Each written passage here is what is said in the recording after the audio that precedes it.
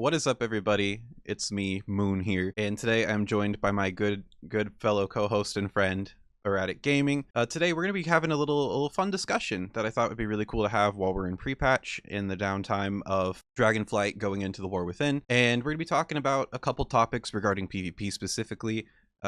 So today on the menu we're gonna be talking about improving at PvP, both of our journeys to Gladiator, and both of our failures at that journey, and what we're going to be doing come forward with PvP in the War Within.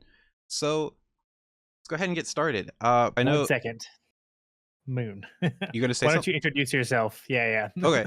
Yeah, I mean, I'll introduce myself for those who are not on my channel, but I'm Moon, Overlord Moon on YouTube and Twitch. I'm a former tournament host for Arena, currently a multi-duelist player. I currently make a lot of content for Battleground Blitz. I'm hoping to do that some more in the future, but historically I'm a Restoration Shaman main. I'm a certified healer and meme dealer. And let me go ahead and introduce you as well, Erratic. Go ahead, talk to the people. Tell them about yourself. All right, yeah, I'm Erratic Gaming. I've been streaming for a couple years now. I mostly do World of Warcraft PvP. I create a little bit of content on TikTok and YouTube as well. And yeah, I'm kind of like Moon here. I'm a serial duelist. I did get elite last season, but it was in solo shuffle.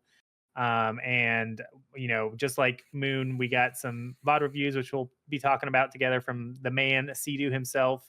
We're both Resto Shaman players, although I've also dabbled a lot in Preservation Evoker. And yeah, I just enjoy World of Warcraft PvP, and all I want is to see it get better. That's awesome, man.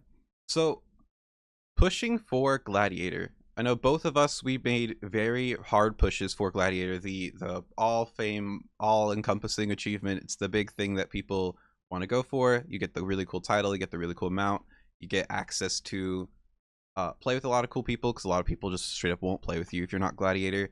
And we both made very hard pushes throughout Dragonflight.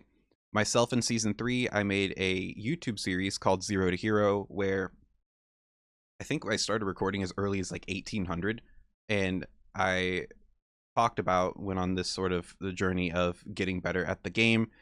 I ended up falling just a little bit short. I got to 2394, so I was one game within the elite range in the 3v3 bracket. And your journey yourself, you played in season 4, you played a lot of Restoration Shaman, but when I tuned into your push, you're playing a lot of Preservation Evoker. What would you say would be some of the most critical lessons that either helped you get better at the game, or you learned the hard way that you'll be putting into practice going into the War Within season 1? So, kind of how you talked about your journey, I kind of want to talk about mine just a little bit, Yeah. because I did play Resto Shaman throughout all of Dragonflight, and I felt like I got a lot better at it. Over the course of different seasons. Obviously, the VOD review from Sea-Doo helped a lot, and I think we're going to get into that a little bit later, Yeah. just to kind of analyze what in that helped. I played with the same players the entire time, and they're people I really enjoy playing with. But I think one of the lessons I learned was like you kind of need to get out there and just queue as much as possible, and maybe even try to get the experience of playing with other players as well.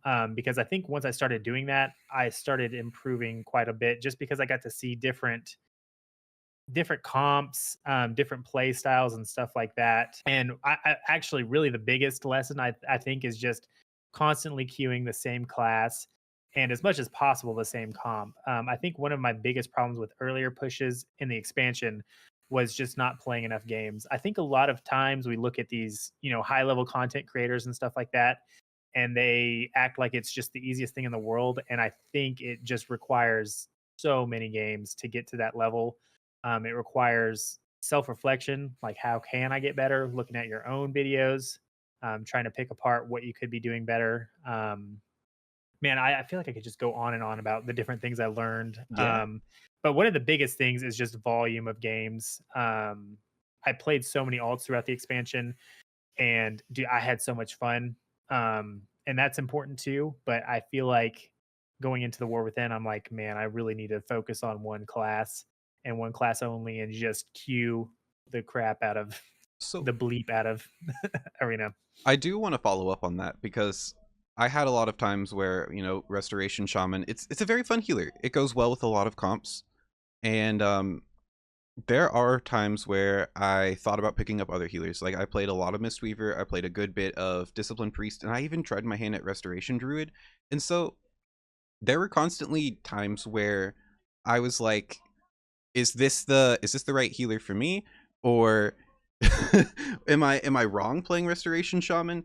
Or should I swap to something else? And having that hesitation when I should have just been going all in on one class the whole time definitely made things I don't know, it made my journey a lot harder than it needed to be. And resume. There we are.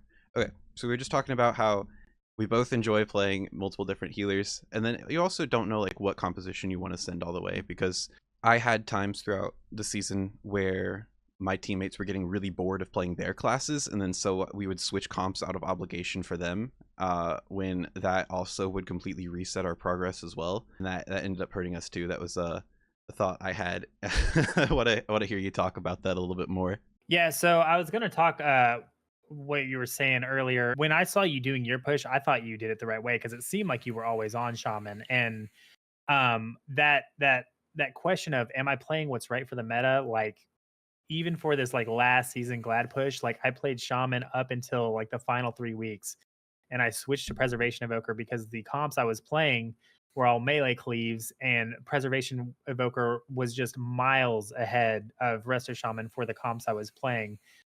It's super frustrating to try to analyze, the meta and what comps that people are playing, and like, like I've seen people run Ret Warrior with resto shaman with great success, but these are also the highest level players that get it exactly. And I switched to preservation evoker, and immediately had way more success than I had had on resto shaman. But even still, should I have continued playing shaman? Maybe.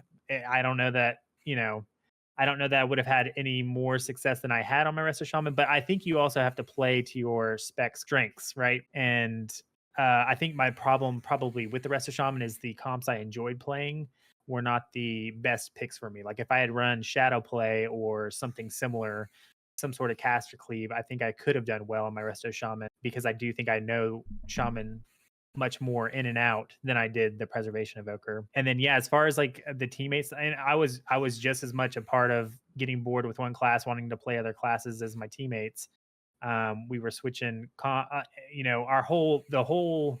we did sort of a glad push series. It wasn't as formal as yours, but part of the start of that series was we were just going to try out a bunch of comps, see what we liked best, and maybe use that to decide what we wanted to push with into the season. And that sounded great, on paper, but now that I've had that experience, we were playing comps and specs that we didn't know how to play the best. So we never really got a good idea. We would play them for a couple of Q sessions, cap out because we don't know how to play the comp correctly or play into the meta correctly. And so we never actually got a good feel for whether or not it was a comp that we should be pushing with. Right. Arena 2, it's like a combination of one, your own class mastery. How good are you at doing, your class, but also composition mastery. How does your class factor into your composition? Like, what is your role? What are you following up on? Specifically, like, I know a lot of compositions, it's mainly CC chains that you have to worry about. It's like, where should I be standing in relation to my teammates? What should we be doing? What does our kill window look like? How do we play defensively against, like, this list of comps? And so when you take a composition that you've been playing historically, let's say you guys played a lot of Draco Cleave, and so you've got a lot of repetitions on Draco Cleave, you know how to play against almost every single composition as Draco Cleave, but then you say switch over to something more like Cupid, well then you cut your knowledge in half almost immediately, if not further. Yeah. So then you lose more games on average while you're still learning that. You're basically like resetting that foundation of knowledge, even though you in general are all good enough WoW players to know the fundamentals of every class. It's still going to be an uphill battle. And it was an issue I experienced as well, although with me it was more so like trying to find out what composition I wanted to heal like with Restoration Shaman. I guess I'll ask you then, just as a little fun silly question. What was your favorite comp to heal? That is a great question, and I wanted to follow up just a little bit on what you were saying earlier before I answer that question. Sure. Um, you because I should have mentioned this during the lessons learned, but one of the craziest things was you always hear that the game is scripted, and I never thought that was true until this last season when I got tons of reps on the same comp into the same opposing comps, because that's where it gets scripted and that's where the mastery comes in when you're playing the same comp over and over and you're seeing the same meta comps. So you're getting a, this is what we do in each situation with this comp. So yeah, I just wanted to add that in there. But my favorite comp to heal, dude, I loved playing Draco Cleave. Now I didn't play it pretty much at all in season 4, but that was such a fun comp to me. And the problem is Restoration Shaman was literally the worst healer with that composition. And Yeah. it's that's part of the struggle I had. But as far as the comps that I healed in season 4, um, I mean, honestly, the the most fun comps were the ones I was having success with, which is I had success with really really weird comps, and I think the reason they worked is because people weren't used to seeing them and didn't have the answers right away. Like I played like Ellie or not Ellie, like Enhance Boomy at one point, and those games went really well, and that was a lot of fun. Maybe out of the games I played, we played a lot of TSG. That was interesting. I wouldn't say it was my favorite comp to heal. Um, the Repware games that went well were really fun to heal because I got to stay in. I was mobile. I wasn't really CC'd, and I could also provide a lot of offensive pressure. And I think that's what I liked about Preservation Evoker that is a little bit harder on Restoration Shaman. But yeah, I'd be interested to hear because I know what you pushed with, but I am interested in what was your favorite comp as well. This will get me some flack because of how broken it was specifically last season, but um I don't care because I didn't play it last season. Shadow play, Yep. 110%. I love healing shadow play because shadow play, it feels like there is multiple win conditions, especially with Restoration Shaman too, because you provide the incapacitate for that team. You could get these really nasty crowd control chains. I feel like when I'm healing double caster as Resto Shaman, my two casters are generally tanky enough to where I can play more aggressively. I was having a lot of fun playing with Drew and Calkins in season 3 because it felt like whenever we were able to post up in our little triangle formation that I could go in and I could do more to help the team win. It's funny that you mentioned Draco Cleave because that's one of the comps I hate playing. But then again, Resto Shaman is the worst healer for it. Yeah. But um, it's cool too in how this game gives so much flexibility for compositions where it's like you have dampening comps, you've got melee rushdown comps, or you've got comps like Draco Cleave where you have this really lethal burst window for like 10-20 seconds and then you have to run and play scared for a minute. And for me, trying to live that 1 minute in between our goes while the DPS were constantly trying to get our stuff together, that was always so scary and I did not like it. Resto Shaman's not a good healer to play from behind as. Yeah. um 100%. was there anything else we wanted to talk in at least the push and the lessons learned part, or do you want to move on to the next topic? I think we could probably move on. I think we covered that pretty well. All right. So the next thing that we got to talk about is that in PvP, WoW PvP, WoW Arena specifically, every season is different. Generally, if you're going to be pushing for a goal, you want to do so at season 1 or season 2 of the 4 seasons in the game because those are going to be the seasons with the most players on the ladder, and the most people I guess actively queuing, right? So when there's more people on the ladder, there's more MMR to go around, and generally people can climb to higher ratings that way. So achievements like Gladiator, like Duelists, they'll be generally easier to get in those seasons. Um, that being said, it is also very random as to what the goalpost will be for that particular season. I know, for instance, Dragonflight Season 3 was known as the most deflated PvP season ever. Um, rank 1 players were not able to hit Gladiator for I think 8 or 9 weeks in the season, when historically they get that within the first week or two. And so many people were stuck down at like this 1700 to 2k range that were historically, 2100, 2400 players. And that felt really bad. So it's important when you're improving at PvP to, one, record your gameplay, but you have to look for measures in your own play that show that you're improving that's not attached to your rating, because that rating will fluctuate. It will change every season. It will not be this sort of thing that stays the same. It's like, oh, I'm a 21 player and then I'm a 2400 player the next season. That was something that was really hard for me to come to terms with initially, because the progression feels almost backwards to any other competitive game out there. What are your experiences with that sort of moving goalpost concept? Yeah, so I think your explanation on it was really good. As far as like, it feels really bad when you get reset at the start of the season and then you have a lot of trouble, reaching a rating that is, I don't know, 800 points below, your previous experience. I've got to say, season 3 going into season 4 felt fantastic. And I don't know exactly what the formula was or what exactly happened. It felt like they didn't reset MMR. And I don't think I saw a single player complain about it. You were able to get back up to 20, like 2100 pretty early on in the season. There was 2400 players like you were talking about, week 1 or 2 of Dragonflight season 4. And it felt amazing. There are cons to that. I know people would log on an alt that they had played the previous season and their first lobby, in season 4, even though they were, 8 weeks into the season, they were in a 2400 lobby.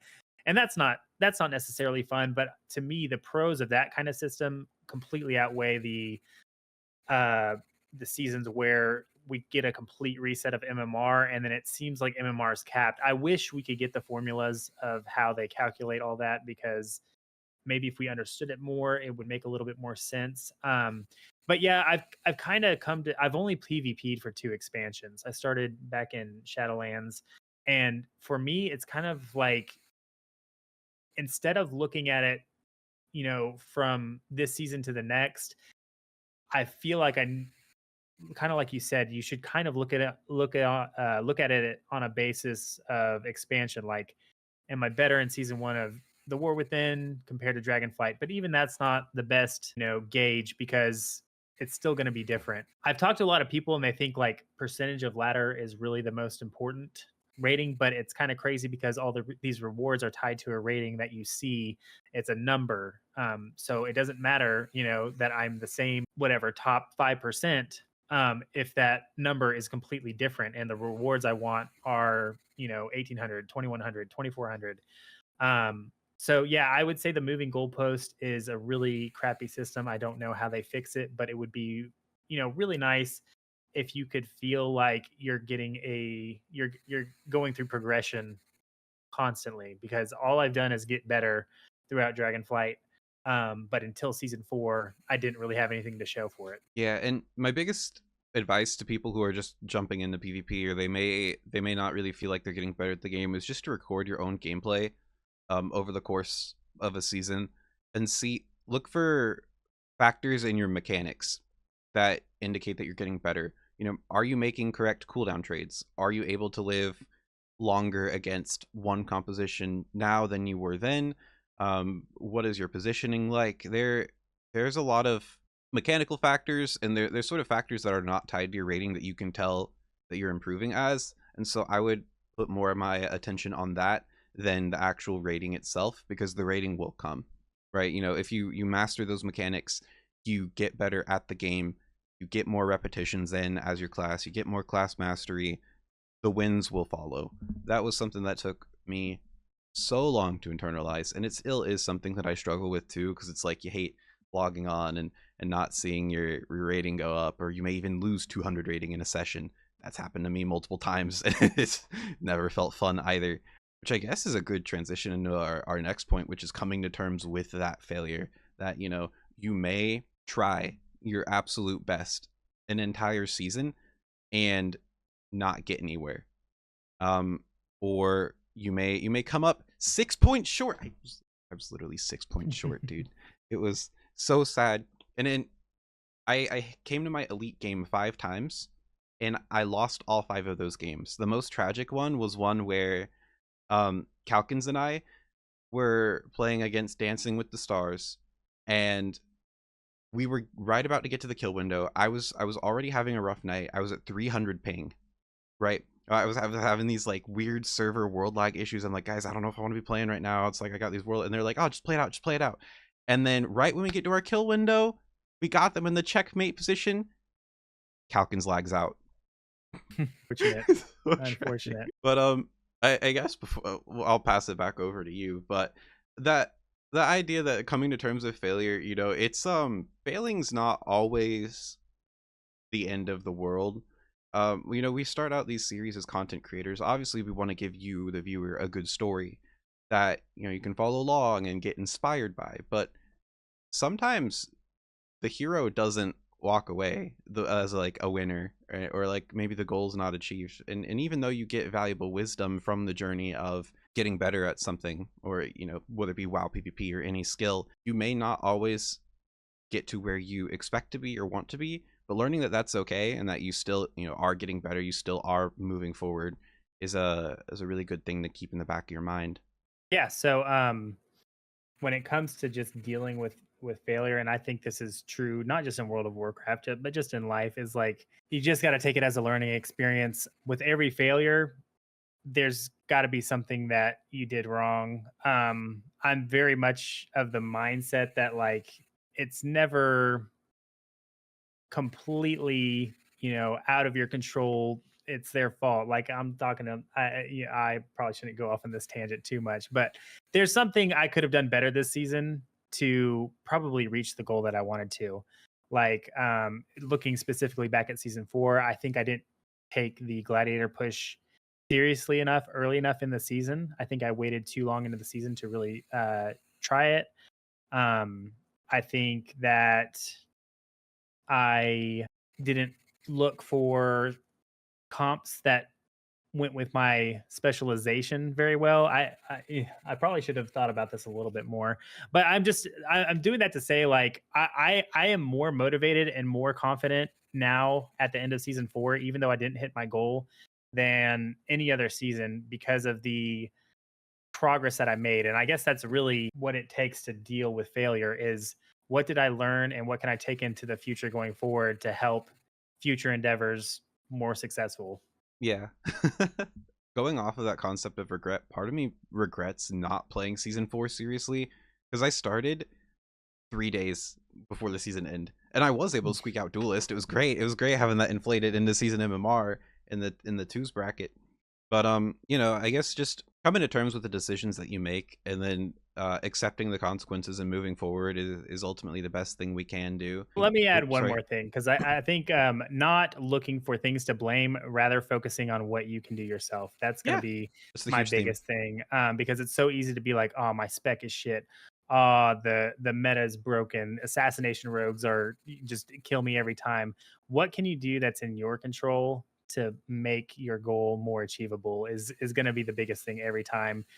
Because the second you're I'm 100% guilty of this, like saying like, dude, I just can't beat this comp, can't beat this spec. But it's just not the case. You got to look for what you can do to overcome those challenges if you're ever gonna succeed. Seems like you kind of smoothly transition into our next point that we're going to, which is that mindset is important. There will be times when you're improving at PvP that you are going to hit a ceiling, and it's going to suck. You're going to lose a lot. You're going to feel like you hit a brick wall.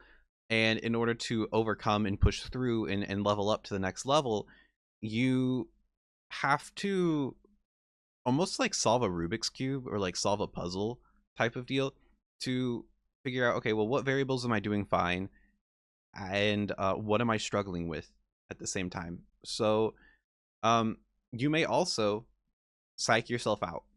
Some of the, like, I know when I was pushing for Glad in the season that everything was deflated at 2300, which is still Duelist, mind you not.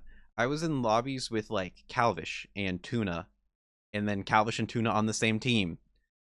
Granted, they were on alts, but you start seeing these big names and you start psyching yourself out, and you're like, oh man, like I don't know, am I really at this level? Can I really beat these players? On the theme of mindset, like there's multiple ways I could go with this, dude. Like we could talk about your overall confidence, learning to be more confident in yourself, that you can solve these problems, that you can improve at the game, but also understanding that I'm gonna think on this for a second, because I don't want to just ramble out BS. Yeah. For instance, you were talking about going up against specific comps, like, oh, these comps always kill us.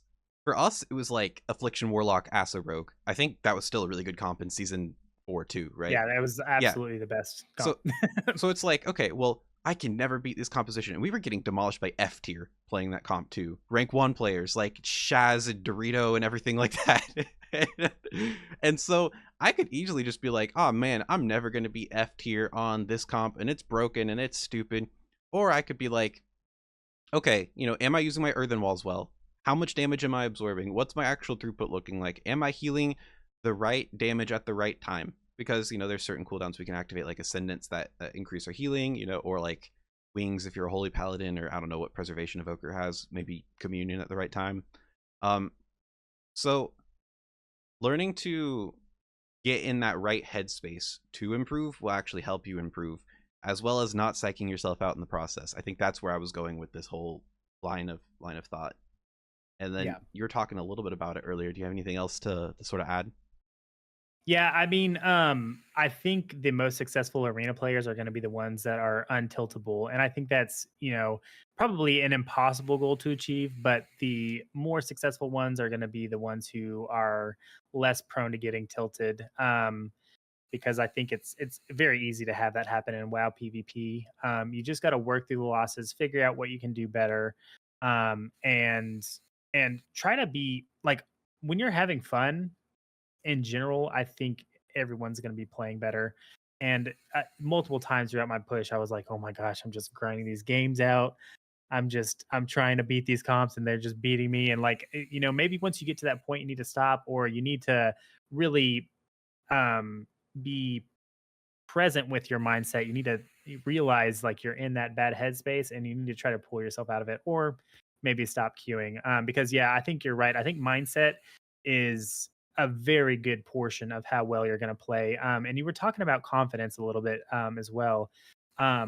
Because of how much better I did at the end of the season, I was so much more confident playing other games like after we were done pushing. Like my confidence level, it came from the rating, but probably more from the number of games I played, and just pure volume of games I played. And I think so confidence and trying not to be tilted is going to help a lot. And confidence only happens one way, and that's grinding out your games, and trying to improve your gameplay. Obviously, you shouldn't just bash your head into a wall, queuing as many hours as you possibly can every day. Doing VOD reviews will probably help increase your confidence as well, when you can see you're improving, or maybe noticing what you're doing wrong. Because that's one of my biggest problems is actually watching my gameplay back when I'm free to be able to do that kind of thing. I just want to play. But yeah, confidence and just keeping your mindset right to where you're not playing tilted. Burnout's definitely a thing that can happen too, and you don't want to play past the point of fatigue too much to where you just absolutely burn out and just hate the game for a while. I think I was definitely guilty of doing that. Wrong. Oh, just push through 8 hours a day. What the hell are you doing thinking that you can stop playing WoW? So you're talking about VOD reviews.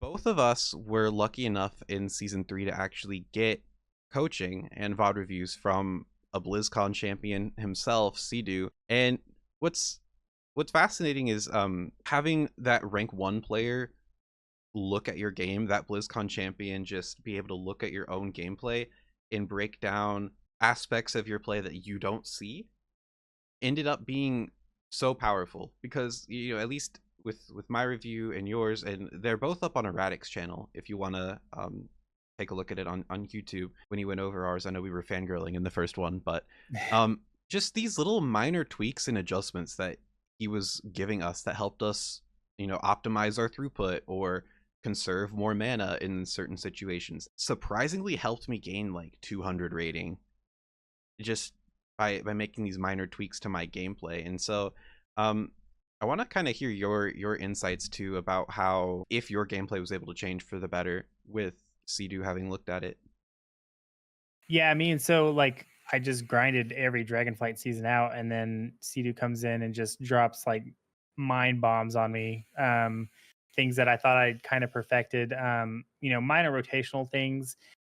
He noticed that I even knew, but I wasn't enacting in my gameplay. And then, like you said, minor details that like just completely improve the gameplay. Like I think one of his tips to me was like, when you drop a totem like behind a pillar, you can just go and walk by the pillar. You can treat that as a, you know, um, I can move where I want, because you're either going to have to go behind the pillar and kill the trimmer, or you're going to use fear and I'm going to, get that DR reduction and I'm going to get right out of it. That was like crazy to me. And I'm trying to think of like, there was one other tip and it was just so crazy. Um, and honestly, it probably wouldn't hurt for me to go back Was and watch it, but yeah, it's crazy. Every class in WoW has so many abilities and so many ways to use them, and you can feel like you're a pro at your class, and then to have someone who is actually rank 1, who has learned exactly like exact specific situations, where maybe your class excels at passing by another class, like it's crazy. Yeah. And something I do want to touch on too is how my opinion of Sea-Doo actually actually changed with the VOD review, because there's some people where it's like, they have a stream persona and then they've got like a behind the scenes thing.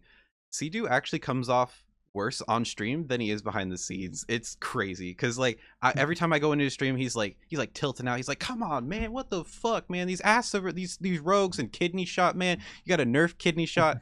And like 2 years ago, I was ratioed by Sea-Doo on Twitter over something like, "Man, I don't think kidney shot's the problem. I think this like rogue control's the problem." It was, so I felt bad.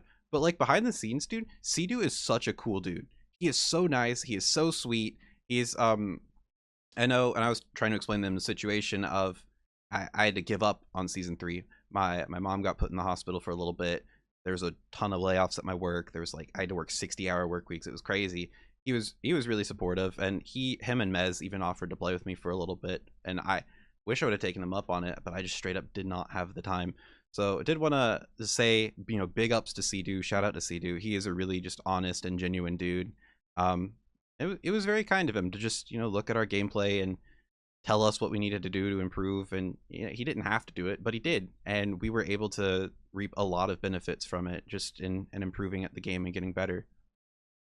Yeah, I'd like to add on to that just a little bit more, because one of the things I've said on stream like so much, and this kind of goes back to like, don't look for things to blame, because this is kind of me blaming something, but I've often said like, I don't think 3 duelist players could ever get Gladiator in a season, and part of that comes to this game knowledge and looking for help. Like, without the help of like these more experienced players who've been playing the game for 10, 20 years, it's so hard to get that knowledge, like even if you're grinding out games, because you don't know what you don't know. And for him to come in and do those VOD reviews and give us that knowledge, yeah, huge. Do you think you still hold that position to this day? Yes, I do. I mean, for the most part, I think if you took a really really broken comp, with broken specs, maybe you could punch it out. But like in my case, if I were to get it with 2 duelist players, how much experience have I had playing with gladiators in the past 2 or 3 seasons now? Like, maybe I get it with two other duelists, but I've had the experience of playing with much better players, and I've gotten a lot of information and tips from that. I think it's very hard to improve to the point of Gladiator and higher without getting the help of somebody who has been at that level. That's fair. I do slightly disagree with you still, like at least on that Mhm. point, because I do think 3 duelist players can get it, but I do think that they do need to outsource the knowledge of maybe having like a Glad look at their gameplay, or Yeah. maybe study more, ask questions to better players than themselves. Because ultimately, I think the main difference, at least between duelist players and elite gladiator players, right? Having played, I've played at like 2100 MMR and 2500 MMR while I was at the 2300, is just consistency. It really is a level of can you perform well like 70-80% of the time. And there also is like a skill difference between a low duelist and a high duelist too. So like a Mhm. 2100 player plays very different from a 2390 player. Yeah. And I don't know if you've experienced that, at least in your games as well. So maybe if like there's a couple high duelist players and they're always playing together, and they're playing the exact same comp from beginning to end of the season, I think it is possible for them to hit Glad on their own. It's just going to be a little bit of an uphill battle. Yeah, and that's kind of more what I meant is I think you need the knowledge. I don't think that you necessarily need them playing with you, but it's mostly knowledge. Like I think I may prove that theory wrong next season if the participation is good. If I were to play like with Rami and Roids, who have played DK their entire career and Warrior their entire career, TSG is looking really strong right now. If we played it all season, we're all three duelists. None of us have been, above 2400 out in threes. Then yeah, it may prove wrong, but it's like it took so much to get there. So yeah, maybe I'm misspeaking. But my thought on that is more of in one season. Like I don't think 3 2100 players in one season are just gonna like get it and lock in and get the Gladiator, in one season without having that as the goal for probably multiple seasons in a row. That's fair. Okay, I kind of get your stance a little bit more on that now. Thanks for clarifying that. Um, but that you did bring up a really good point with meeting like Rami and Roids, because I don't think you met them until season 4, right? Yeah, I mean, like we only queued together. I probably met them maybe 6 weeks before the end of the season, maybe a little bit more than that. I don't remember exactly. And there is such a great importance to networking when it comes into PvP, because it's like you find these players that, one, you mesh well with personality wise, but two, have classes that you play well with, and then three, also happen to have a similar schedule to yours. It's very difficult at first. It's a lot of trial and error, especially if you're newer to PvP. People don't, at least in the arena side of things. When you're not playing solo shuffle, if you really do want to get Gladiator, you have to put yourself out there and you have to network and you have to try and find people. That is like a third of the game in itself. It's just learning how to network and do well. And granted, there are exceptional players who are shitters. Oh, that's not really family friendly of myself to say, but there are really good players who are very toxic, and you can see if you go and watch their streams, it takes a very long time for them to get games. So being a tolerable teammate is just as important as actually being a good teammate mechanically as well. There is this big social aspect to WoW. It is an MMO. It is MMO PvP, and your reputation does matter, but also learning how to make friends can help you stay out of LFG and actually get more repetitions in. Yeah, so like kind of your point, you were talking about content creators who toxic, and I don't even think it's just limited to that because I did a lot of LFG these past 3 weeks, and then I've talked to like really high players, like rank one players, and they're like, yeah, you just like the biggest problem with LFG is previous glads having these egos that they are better than you immediately, like off the bat, and not getting past one or two queues with a loss.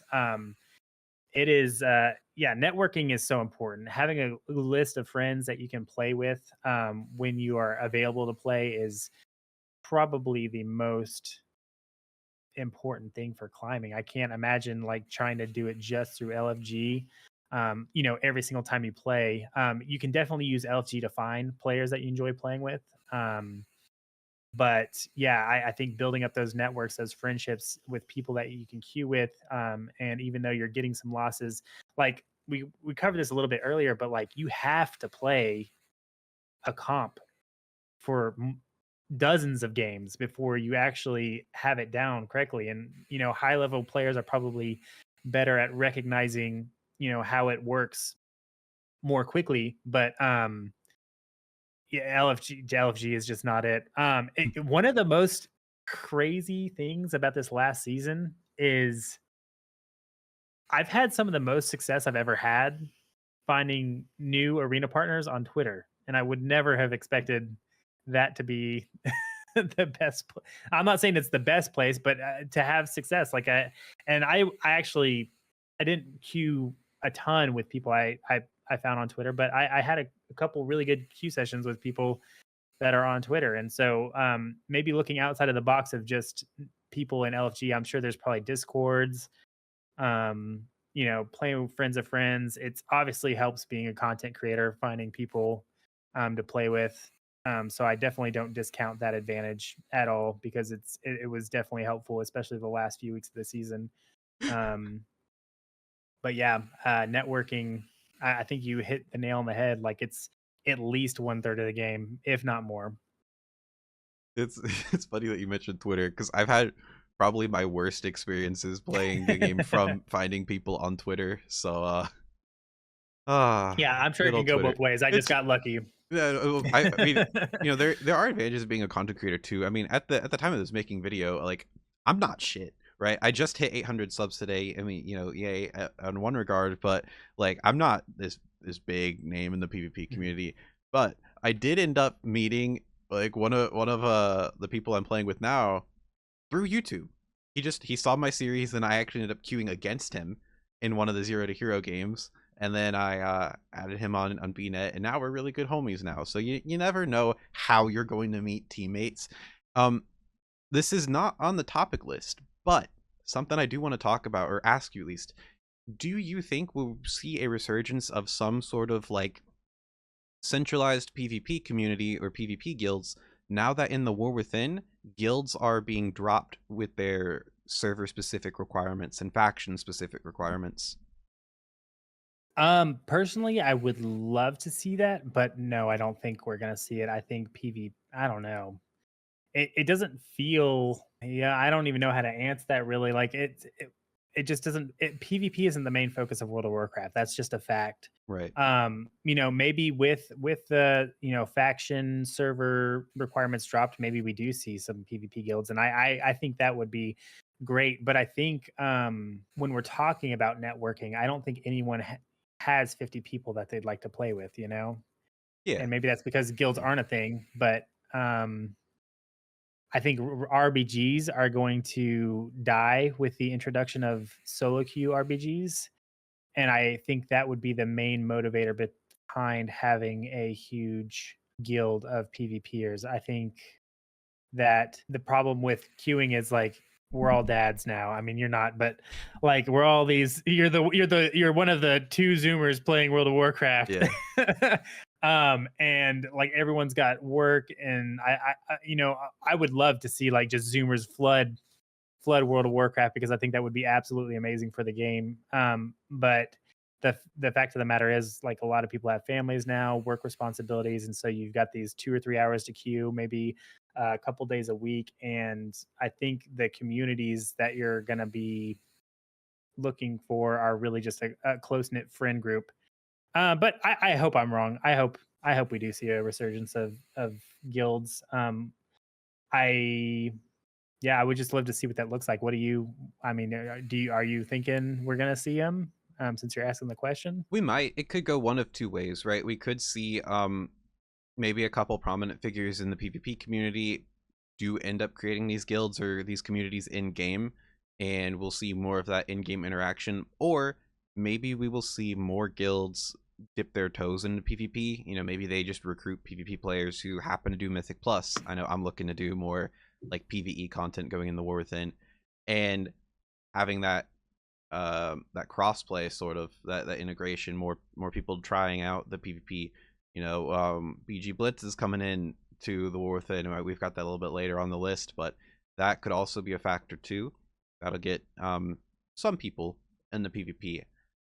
How big that number is actually going to be, or if there are going to be any PvP communities, it's still an unknown. I am hopeful. but it could go one of either way. I think the problem is you only need a maximum of 3 people to play with. Yeah. Um, and BG Blitz, I think, is going to bring a lot of new interest. I think we're going to talk about that here in a minute to PvP, but the max you can queue is 2 players together. And then you've got the twos bracket and the threes bracket. And again, I think RBGs is dead. And so I think it's going to be hard to sell, a guild, especially with how big egos are, because you're going to want to be playing again with people with around your same rating, with same rating goals in mind, that can play at the same time. And there'll be a change in that mindset, but that's how I would interpret these guilds to be set up. And it's like, why, it would be awesome to be in a guild and there's 100 members on, and you hit G chat, hey, Resto Shaman looking to queue, I'm looking for 2 other people to queue with around this rating, and you get 20 whispers. But look at LFG, Right. Are you going to get everyone in LFG into one guild? I hope PvP gets a resurgence, but I don't know. I'm skeptical on that one. That's fair. So I guess I could kind of I'll shift around. So because I know that the next thing is solo shuffle worth it for improving, but I kind of want to jump down to BG Blitz, since we're on the topic of stuff coming in the War Within.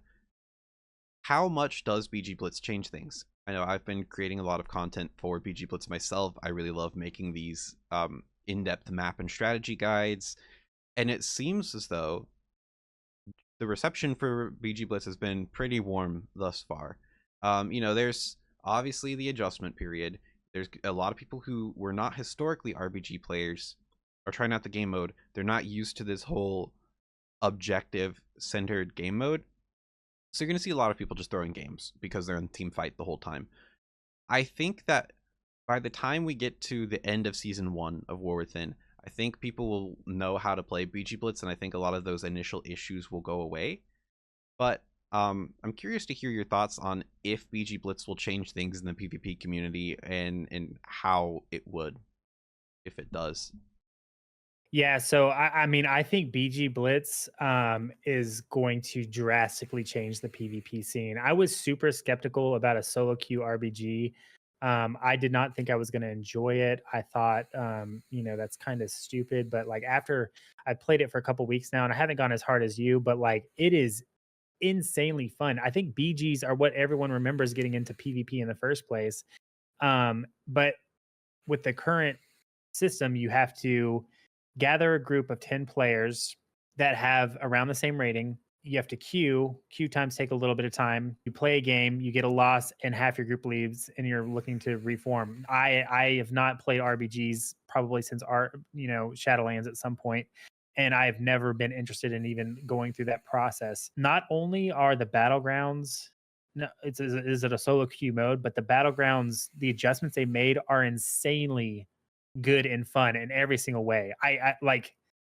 I can't think of a map. And you know what's funny? Because like, you were talking about the minecart the other day, and I was like, I don't think I've been on a minecart map yet. But like, they are so much more fun. There's no one person sitting at a base uncontested for 20 minutes. Like, Yeah. that would happen even in RBGs. Like, you have you have 2 base sitters, and they would just sit at a base, and it could be that they didn't get to play the game the entire time. That's not happening in BG Blitz. You don't have the time to never be in the game. I think I was watching, I don't remember if it was Vin Brookie or Markers that said this, but something about like, it's nice that there won't be healers in every single fight. It's good that you have 2 healers per team, but there's a lot of times more than 2 objectives active. And I think it's very healthy to not have these huge team fights where it's just throughput, who can get a DPS down first, a healer down first. There's actually DPS versus DPS battles going on across the maps. And then I also love the change where you can get a flag cap in a single CC. I've had that thought since like Cataclysm, where it's like, why can't I capture a flag when something's sitting in like a freezing trap or something like that? It is so nice to actually be able to like outplay and get these things done, because there's still answers to that CC, but like, I think Battleground Blitz is going to bring so many players into it. I think participation and rated PvP across the board is going to blow TF up. Now, will it bring players into the other brackets? I don't know. I'm afraid that solo shuffle queue BG Blitz is going to hurt the threes bracket. I hope it doesn't, but I went into Dragonflight knowing I wanted to push threes, and the first season felt like dog shit because everyone had started solo shuffle queuing even with the terrible queue times, and now you have the option to solo shuffle queue and BG Blitz queue at the same time. When are you ever looking to LFG with a new player in threes, especially with how fun BG Blitz is? But on the other hand of that, BG Blitz could also just shut down solo shuffle queues. The ratio of healers to DPS is perfect. At least right now, what we're seeing in the pre-patch, queue times are the same for DPS and healers, and it's about 5 minutes. I still think that's a little long for any game to make you wait 5 minutes before you get to play the game. But I think once participation increases and we're actually in the expansion, that will reduce it. And I would love to hear your thoughts on this. But healers in BG Blitz is so much more fun than solo shuffle. So much more fun. 100%. You're not dealing with dampening. You're not losing the game because a DPS doesn't hit a button. Yeah, like I said, I was skeptical about BG Blitz, but I think it's going to entirely change the game, and I would love to hear your thoughts on it. Hopefully, I didn't overdo it too much. No, it's fine. It's fine. Let me get some water. I know I have to be cognizant of time because BG Blitz I can talk for literally hours about if anybody will let me. So I totally agree with your concerns about BG Blitz. About, okay, if you get more players from the existing PvP player base to start maining BG Blitz, myself included. Sorry. But what ladders does that detract from? I do think rated threes is probably going to take the biggest hit again, because rated threes is just it's difficult to get into, right? It's a very hard sell where it's like, hey, you want to ride this really sick gladiator mount? Well, guess what? You gotta find people that you can tolerate, and a lot of people in the LFG, they're probably there for a good reason. Whether it be they just have like inconvenient schedules, or they play like niche classes, or they're really toxic teammates to be around. And so you got to go wade through all that and maybe find some tolerable teammates. And then if you get good enough and you're not playing against rank 1 players at like 2100, well, then you might be able to climb to Gladiator, but definitely not on your first season. Like it's a hard sell, right? Mm-hmm.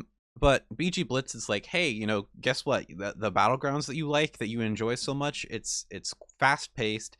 It's the objectives are a little bit different, and you can get rating from it, and you can get PvP rewards from it. I think it's an easier sell across the board. And I know you were touching on this a little bit, where BG Blitz is sort of going to be that funnel aspect where it's going to attract new players to PvP who previously did not play PvP.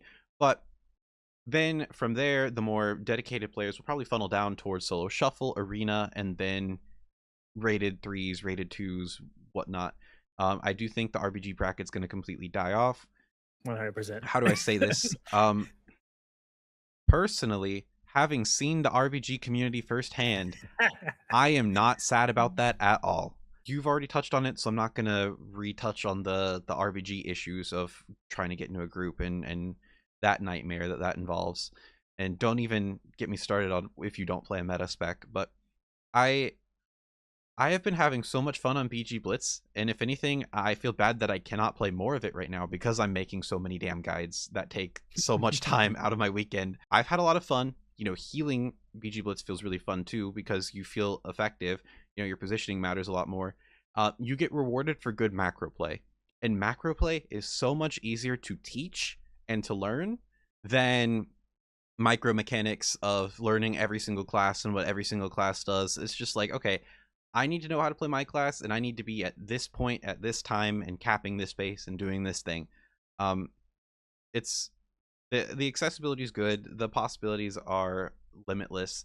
I'm hoping that it doesn't become dead on arrival. I mean, the queue times, they feel really great, and if you can queue for that and solo shuffle at the same time, you keep the PvP players engaged. That's why so many people quit in Dragonflight. Why season 3 was so dead. It was because in season 3 you get these players from the first 2 seasons that are like, man, I have spent 6 months of my life waiting 40-minute queues. What the hell am I doing with my time? And so they'll just quit. And that sucked. But now that we've got multiple things you can do at the same time, I think it'll overall help PvP participation and unlock a new aspect of the community for content creation and for more community to develop and get involved and engaged with. So the future is looking bright. That being said, solo shuffle, specifically when it comes to arena, you played a lot of it in season 4, and you were able to hit your very first legend. So congratulations there. Very, very proud of you. The legend 27. And you hit elite this season 2. Big congrats, big ups on that. Do you think solo shuffle's worth it for improving at the game? When you say that, do you think it's worth Blizzard improving, or is it worth queuing solo shuffle for yourself to get better? The latter. Okay. It is completely different from threes, but that being said, I think there are a lot of good things you can learn. As a healer specifically, I don't even know as a DPS. You'd have to ask somebody else, but I think rotationally, pure throughput wise, as a healer, there's definitely things that you can learn through solo shuffle. And I think what's nice about solo shuffle is, again, it's all put on your back. Yes, you're going to lose some games because a DPS doesn't press it here or there, but everybody's dealing with that same exact issue, right? So you're climbing or not climbing based on your performance, and there's nobody to blame but yourself. And that's what I really love about solo shuffle, is because sometimes in, like threes, it's like, well, was it me there or was it my teammates? I don't really know. But in solo shuffle, on average, it's your gameplay that is going to affect whether you're getting better or not. And I do think I learned to play better because of the amount of games I put into solo shuffle. Again, just volume, building confidence. It's weird though, because healers specifically, like, it's almost like games get easier after a certain point because your DPS start playing better, and then they start getting harder again once you get up to like the min maxed um, ratings where every DPS knows how to play really well. Then it's kind of back on you again. But yeah, I would say as a healer, it's definitely worth queuing solo shuffle. And honestly, as a DPS player, probably you should go queue solo shuffle as a healer. I think that would make you a better DPS player. I think that might sound crazy, but like even more so than threes, I think any DPS healer that picked up a healer in solo shuffle would probably learn a lot about their class and about the game as a whole, especially lower rated players like duelist or below, maybe even higher. I think it would be eye opening. Totally agree on that point. If you are a DPS player, even if you don't want to main healer, I'm not trying to tell you you should main healer. I'm just saying play it a little bit. It's like, Trying to get 1800, like yeah, walk a little bit in somebody else's shoes. It will help you so much as a DPS player because you will understand what your healer is trying to do to keep you alive, what how your positioning affects the game. Maybe it's a bad idea to run behind a pillar. I didn't think that I would do this. And Nanner, if you're watching this, I want to apologize formally. I decided to play Frost Mage, and I was like, I always, my biggest complaint as a healer was like, man, I hate it when my DPS go for kills and they just like chase behind a pillar and they die. And I did that on the class that you should never do that on, which is Mage, and Reflex did that too. Well, David was healing. So it is good to play both roles because you have more wisdom, insight. You start to think about the aspects of the game that you may be lacking with, and you think about your teammates more too.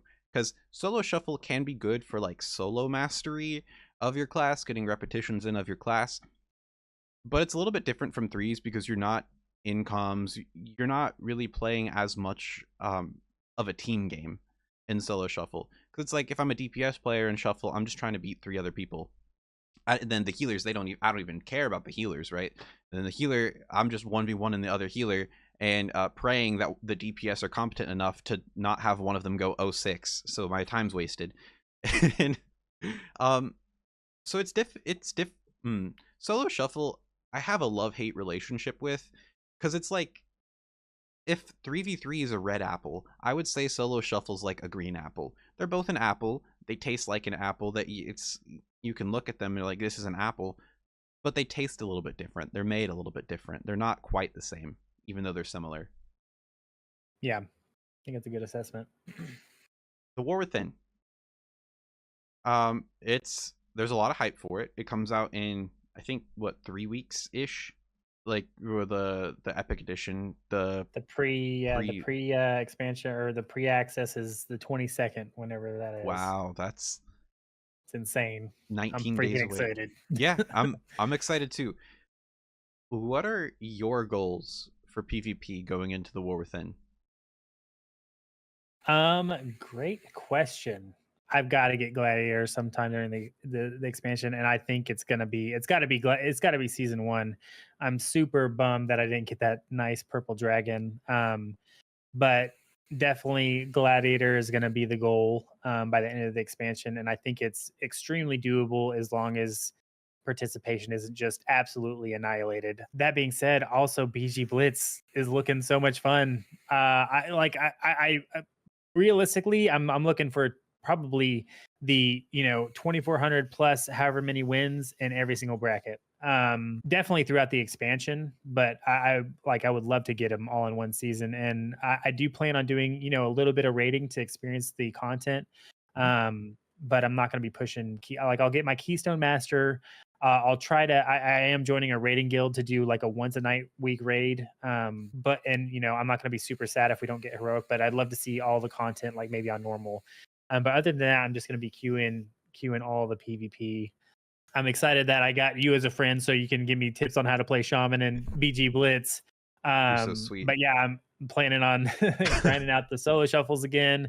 I'm planning on grinding out the 3s again, and we'll see where it takes us.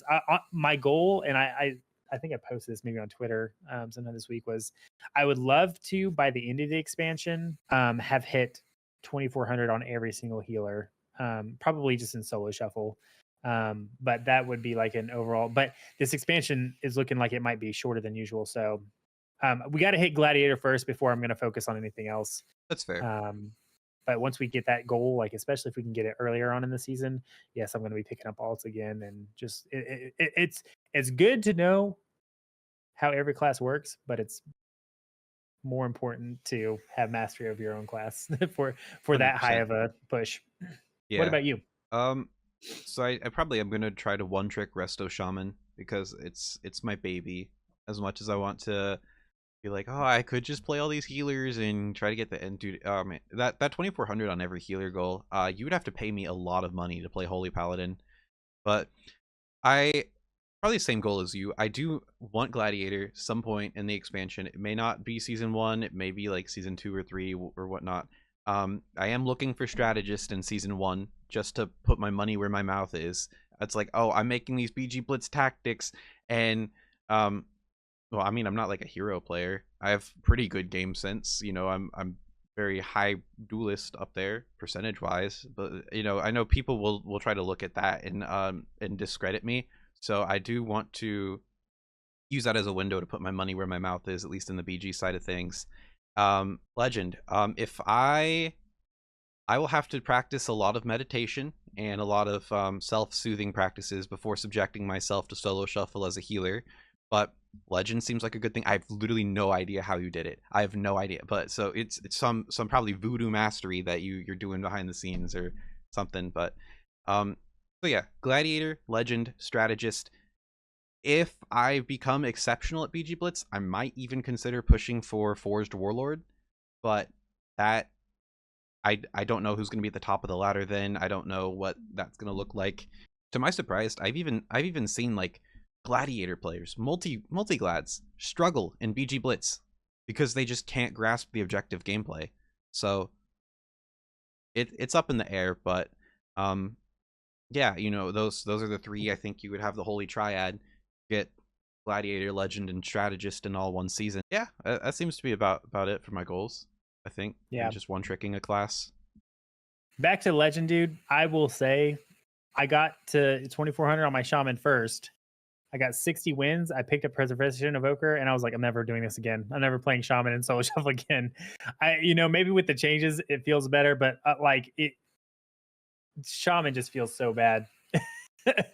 In Solo Shuffle specifically because of the dampening, and like it feels like you don't have the offensive pressure to help, and it's kind of hard to get CC compared to other classes as Resto Shaman, so it's really just throughput until you get out damped by an R Druid or whatever. But I also, there's probably things I could have gotten done better, but like yeah, I picked a Preservation Evoker. I immediately got to 2400, and then I knocked out my 100 wins, and like I got 60 wins on my Shaman, and that took me forever. And I dropped below 2400 like 4 times in my Preservation Evoker. I was just flying around the map, purging off everybody's hots, rescuing people. Like it's, yeah. So the legend is it's a hard, tall order for Shaman, but hopefully it'll feel a little better. I am excited about the Resto Shaman changes that have already come and are coming in the War Within. Is there anything that we have not touched on throughout the duration of this chat that we should either revisit, or anything that maybe have come up to mind? Any closing thoughts we got? I will say one thing that worries me is BG Blitz getting min-maxed to death and becoming a shit mode.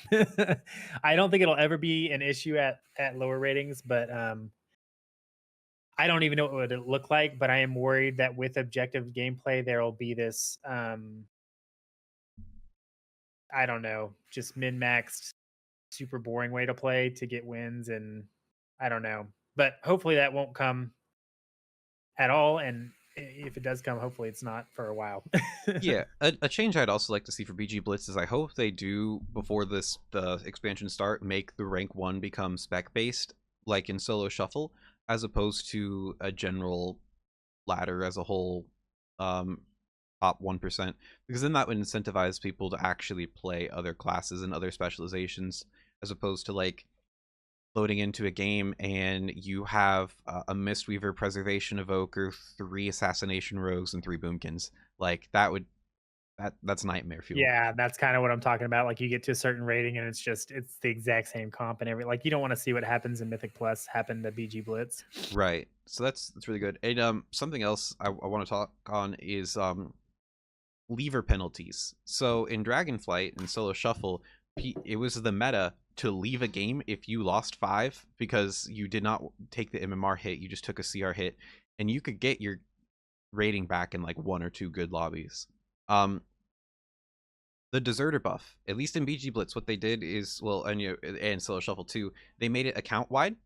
So for 15 minutes you cannot queue rated on any character you own, which I think is a very good change. But in BG Blitz 2, the lever penalty is 200 points, which I think is more than fair if somebody intentionally leaves. It is going to kind of suck for people who disconnect, but my main concern with that is that I think we are going to see a rise of people intentionally throwing games, where they're not going to leave outright, but they may just go like AFK in a corner. Yeah. When you say 200, I know I've seen a little bit about this, but is that CR or MMR? Both. It's both. Okay. Yeah. I mean, hopefully it's not the norm, and it doesn't seem like it would be the norm because I see what you're saying. That would suck, but BG Blitz games are so fast that I can't imagine, even if it looks like you're losing off the bat. I'm such a positive person. I don't like to think about the negative bad stuff that could happen, so I'm sure it's going to happen. But even in Solo Shuffle, I'm like, well, if I get a lever, it's whatever, that's on the next one. I'll complain about it in the moment, but I'm over it before the loading screen is over. But yeah, I think the changes to Deserter is great. But again, like BG Blitz games, especially if you're getting dominated, they last like 5 minutes. Yeah. So why not just play the game, But yeah, you're gonna have that issue in any game you play ever. There's gonna be griefers, and just hopefully it's not the norm. Hopefully we get so much participation that you only see it one every 25 games or something. I don't know. Right. Anything else you want to touch on, or do you want to call it there? I think we've been going for about an hour and 15. Yeah. Let me look over our list here really quick. Sure thing. Yeah, I think that was pretty much it, dude. I really appreciate you coming to me with this idea and putting it together, dude. Like it was I love having long form conversations like this. I'd love to, do this kind of thing more often. It would just be, we'd have to have the right topics for it. But yeah, dude, Yeah, thank you so much for putting it together. of course, man. Thanks for having me on. I know you're currently live streaming this, and then I will try and edit this down and put it on my YouTube page. But thank you for hosting me. Thank you for taking the time out of your night to have this chat. And I hope that we're able to start a couple good discussions amongst the PvP community for For what's to sure. come. All right, I Yeah, will. if you're on Moon's YouTube, leave your comments on our thoughts down below, and make sure you Yes, toss him a like and a sub and because then he's putting out the juicy YouTube content. if you happen to have TikTok, you like little goofy clips here and there. Let me point. No, the other way. Hold on. Yeah, my boy Erratic over there. He's got the juicer content. He makes the good stuff. So definitely check him out. Yeah. Thank you very much, man. It's been an absolute pleasure, and I'm I really don't have another closing sentence I'm excited lined to up. see this on Yeah, YouTube, man. I'm excited to see this on Talk to you TikTok, later. man. Yeah, you as well, man. Peace.